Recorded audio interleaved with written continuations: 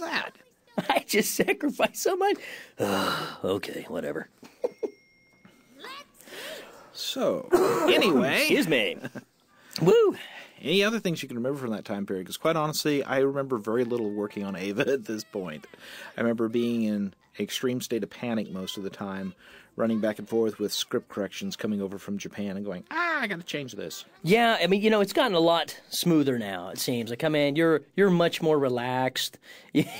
We did have a lot of cutting up time, but you really want to get this thing done. And but once we got into it near the end of it, it was a pretty cool thing. We come out, we just kind of BS for a while, talk about movies and everything while it was syncing up and everything. But now all the equipment's much faster, and we can really just move.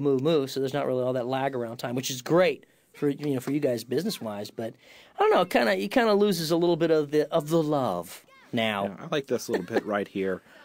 It's pretty funny if you actually listen to it. Supposedly Shinji lost, but Misato had scissors, and Shinji had stone. So wait a second, something's wrong there. Something's wrong there. Yeah. I thought they both had scissors for a second there. It's something like that, but it's like, wait a second. Well, now, someone's cheating. Is Allison coming in to read on this? Allison will. It won't be on this volume. It'll be on one of the later volumes, I think. She's got the best voice. I just loved her voice on this. It was so much fun. I didn't even know who she was for the longest time because we never get to meet each other that often. Yeah, and then both of you guys came in via Amanda. She had. Oh, look, there's my skinny little ass. Who says I don't do nudity? And there's the great beer can / oh yeah, toothpicks gag coming on here. But yeah, you guys both had known Amanda, and she had been. Alice had been in an improv group with Amanda, if I recall correctly. Yeah, actually, the guy who was running that improv group, Chris Ayers, and his brother Greg is working here a lot now. Mm-hmm. And I went to school with Chris at U of H, and we actually used to do some different comedy bits together at some clubs when we were coming up, and. I went to college with him, and that's how I met Amanda, actually, before this at one time when I was looking to put together a comedy troupe here in Houston. And I went to see them one night, and Chris was there. I said, hi, how you doing? And he introduced me to Amanda, and then I ended up talking to Jason later on, and then Amanda and I got I mean, it was just, we knew one way or the other we had to meet up. And become friends. Well, that's the whole 6 Degrees in Houston, where everybody in the acting community, they may not have met, but they seem to have worked with the same people. I mean, it's just, it's not that it's that small an acting community. It just seems like the same people show up all over the place. Yeah. There's certain ones here that, I mean, this is a decent town for acting, but you're not going to get a lot of movie roles. But there's a lot of voiceover. I mean, ADV's here, and that's a big one now. I mean, it's just getting bigger and bigger. But, you do a lot of radio spots, some commercials here and there. Every now and then do a film. And guys, I know you and Tiffany have actually ended up doing several radio spots together, oddly enough. Absolutely. Absolutely. Done some some interesting ones, as I know. Yes. The one I'm thinking of. Yeah. That never made it to air. Yeah. That was rather interesting. Yeah. It was Shinji and Asuka having sex, basically. Basically, that's what it was, man. And it was for... It was an AIDS awareness. It was AIDS awareness, right? Yeah. It was an interesting spot, and of course they did not like it, so they pulled it. But it's not going on my demo reel. Yeah, but it was fun. Hey, I got paid. Exactly, and one of these days it'll surface on the internet. I'm sure it will. I'm sure they always do. Oh, I've done things when I first started acting that I pray doesn't make it. I got boobs there. Look at that. I was just looking at it, man. It's like, I thought that was Misato, but no, that was me. Very sad. Very. Yeah, well, that stuff always shows up. It's like, if you're listening to the internet now, you can find things like Casey Kasem or the Thundercats bloopers. I just find quite amazing to hear Snarf cursing like a sailor. It's like, okay, that's just wrong. I'm sorry. I used to watch Thundercats. I liked Thundercats. Well, it's been a ride so far. I just can't wait to see what the next big thing is going to be. And I mean, this one has seemed to really stand the test of time.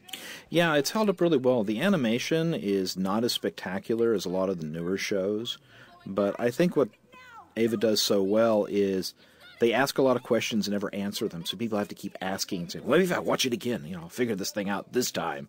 And Which is good. I think a lot of it is they're purely red herrings, intentionally there, so people say, well, that's got to mean something. It means something. It's got to mean something. Well, not necessarily. Well, it's like watching Star Wars, the originals. The original 3 series. I mean, they got a little bit better technologically, but they were still good. They were all good. I'll watch those over and over again before I'll watch the last 2. Technically, the last 2, outstanding, superior, but the story's not there. So the technology can really push things forward, but if you don't have the story, you don't have the story. This is a whacked story, don't get me wrong. but look at that. I mean, it was some wild stuff. Very, very wild. Fun doing. Yeah.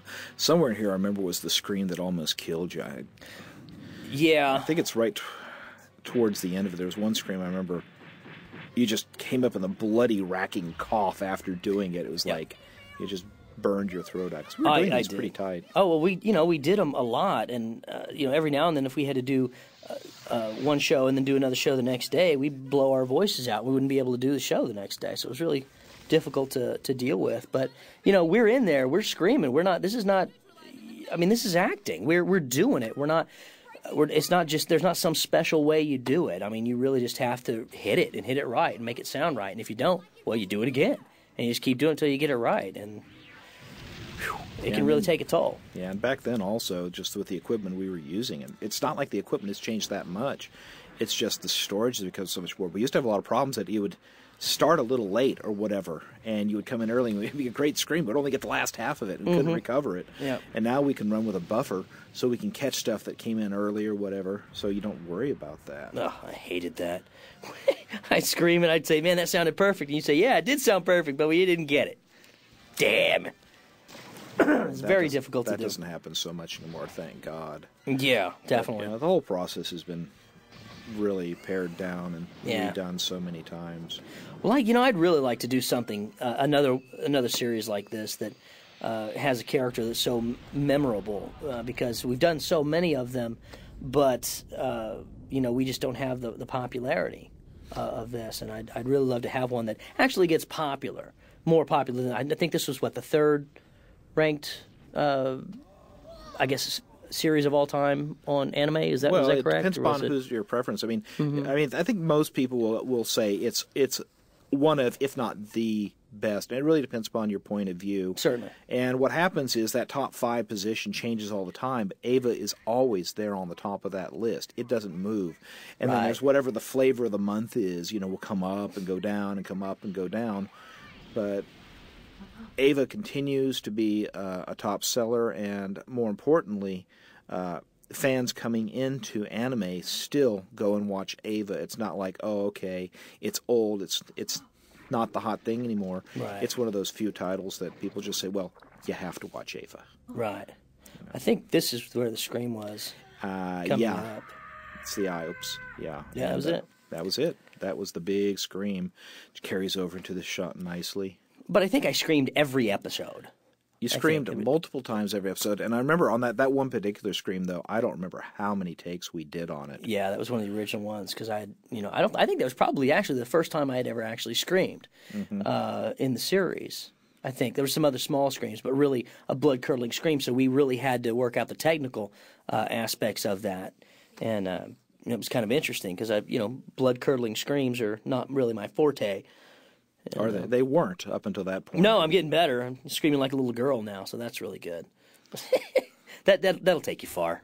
Yeah, well, there's always that market. This freaking song, in my nightmares, man. I mean, it's a great song, but this particular version just haunted me forever.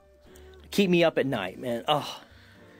Yeah, and you just kind of wonder, it's like, okay, initially it starts off pretty good, but as the episodes go and the different actors are giving shots at doing it in the Japanese version, and a couple of them, let's just be kind and say that they can't carry a tune, and it's like, why did you put that on there? You're kind of wondering. You get that thing in your head, you just want to take an ice cream scoop and scoop it out of your brain. Mm-hmm. That's what it did to me. That's exactly what it did. And the funny thing is, of course, at our wedding we had them sing this. Of course, it was not at the wedding. We had it actually the reception afterwards. We joked about it. No, not at the wedding. No. No.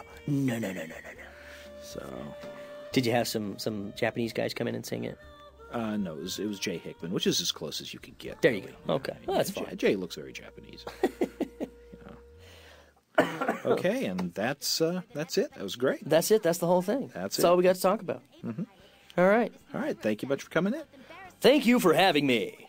Good night. The next episode, and I'll sneak in a little bonus, okay?